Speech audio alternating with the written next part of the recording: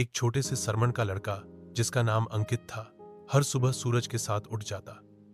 जब आस पास के लोग अभी नींद में होते, अंकित अपने कमरे के कोने में रखे पुराने डंबल उठाकर वर्कआउट शुरू करता।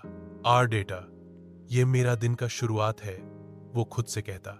वर्कआउट के बाद तुरंत कमरे को साफ करके चाय बनाता और अपनी पुरानी लकड़ी की टेबल पर पढ़ने बैठ जाता।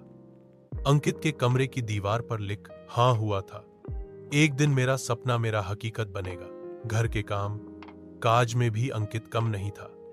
माँ के साथ रसोई में काम कर लेना हो या छोटी बहन की मदद करनी हो, हर जगह अंकित खुशी से हाँ अथ बताता। लेकिन काम करते करते भी उसके मन में सपने की आग कम नहीं होती। दिन भर की मेहनत के बाद रात को कमरे की कम रोशनी में अंकित अपनी किताबों और लैपटॉप के साथ लगा रहता।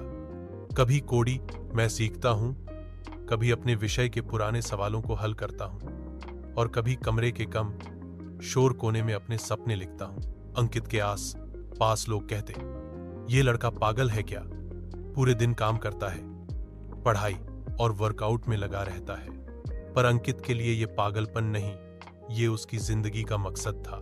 एक दिन जब अंकित ने अपनी पुरानी डायरी देखी तो देखा हर पेज पे लिखा है, एक दिन कामयाब बनूंगा।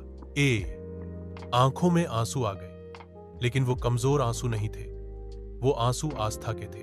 अंकित ने खुद से कहा, जब तक सांस चल रही है तब तक कमजोर नहीं पड़ूंगा।